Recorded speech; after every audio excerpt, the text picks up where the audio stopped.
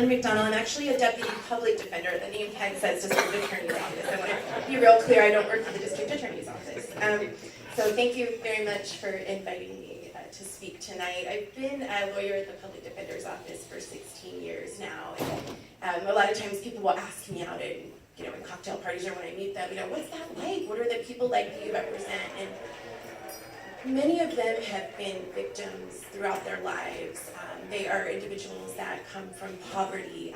They are individuals that are afflicted with substance use disorder and mental health disorder. And what happens when they get involved with the criminal justice system is that they're there often because society hasn't been there for them. Their schools haven't been there for them. Their parents haven't been there for them.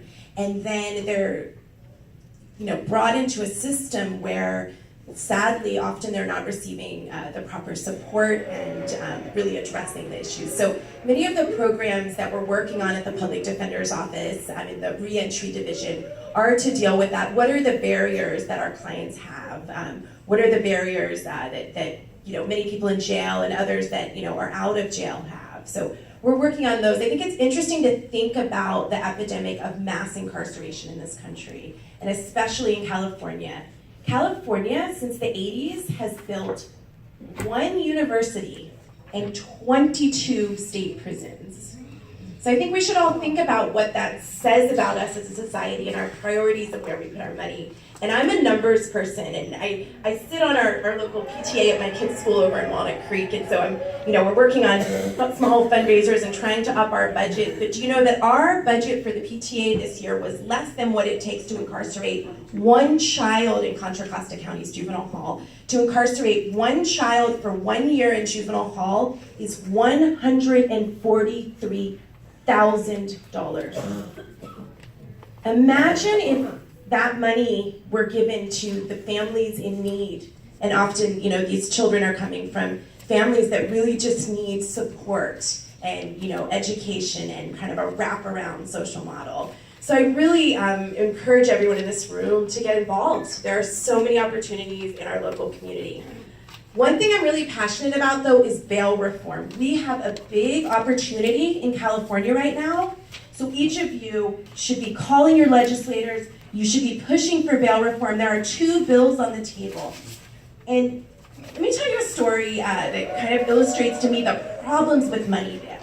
Money bail, which is a $14 billion industry. And let me tell you, those insurance companies that are receiving $14 billion from getting off the backs of generally impoverished people are not going to be interested in losing their work. So they're going to be pushing really hard against bail reform. And they've done that in other states. Other states have been successful in enacting bail reform. And what that's resulted in is safer communities for them. It's really resulted in safer communities across the board. And here's an example of that.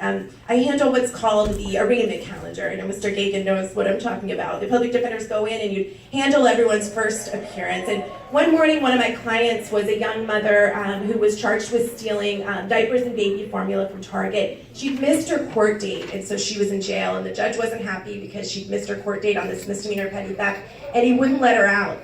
And right after I finished that appearance, a gentleman stood up with, he was represented by a private attorney. He was charged with homicide for killing a neighbor.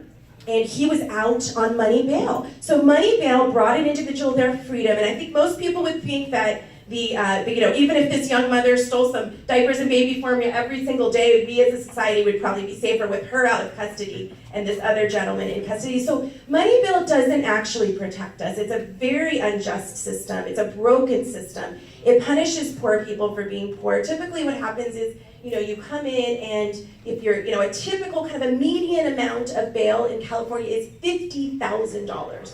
So either if you put up $50,000, great, you can have your money back at the end of the case and you don't lose any money. If you can't put up the $50,000, you or your loved ones have to put up $5,000 that you will never get back, even if you're acquitted of the criminal charges, and that goes, again, into the pipeline for this $14 billion industry. And Claudia was right on the money saying, 10% of our county, more or less, is comprised of African-American individuals. In our jails, our pretrial population is 40% African-American. So this really falls at the heels of individuals that are impoverished in communities of color. It really devastates them. Another common scenario is through the years people saying, you know, I didn't do this crime, and me saying to them, you have a great legal defense, let's do this trial. And you know, we definitely present a vigorous defense at the Contra Costa Public Defender's Office, but you know, maybe that client says to me, I can't wait 2 weeks. You know, my children might be taken away, they have no one to care for them, I'm losing my car, I'm losing my home. So what we see in scenario after scenario is that incarceration really doesn't help.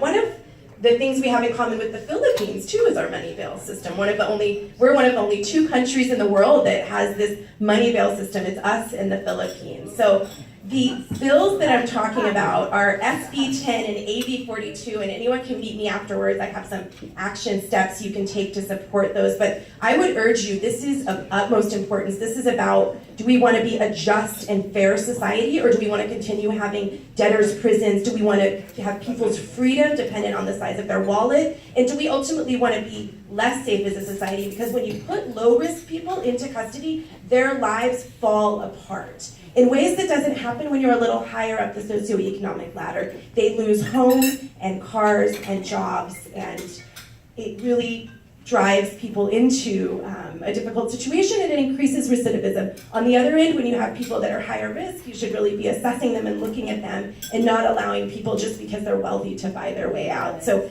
please think about doing what you can to become an ally for the cause to eradicate money bail. This is a huge opportunity. These bills were introduced about 4 months ago. They're currently kind of hanging out around the Appropriations Committee of both the House and the Senate. What they would do is they would create a pre-trial services agency. And that would look at individuals and statistically, using evidence-based tools, decide which are the legal factors. Is that person going to come back to court? And are they going to reoffend? Are they going to get in trouble with the law while their case is pending? So those are legally what judges should be looking at, and that's what the evidence-based tool would be looking at. The good news in Contra Costa is we've gotten kind of a jump on this. We have started a pilot pretrial services program, and we started that just about 2 or 2.5 years ago, and we're working to try to expand that. Sadly, still in Contra Costa, our pretrial rate, that's the rate of people that are sitting in our county jails and have not been sentenced, that rate is hovering around 68%. So we do need to find a way to lower the rate of people in our jails pretrial. I will say something else, that getting involved and looking at who your elected officials are important, because the law enforcement official that has, I would say, the most power in any county is the district attorney. And the district attorney decides, they have what's called prosecutorial discretion, so they can decide which cases they should charge, which kind of offers they're going to make, who they're going to offer diversion to, are they going to have expanded diversion programs, and we have an election in 2018 here in Contra Costa, so that's something also I think to be attuned to. But I would definitely urge you to look at money bail and the impact that it has and what you can do. Do I have more time? Oh, I'm over. Thank you very much.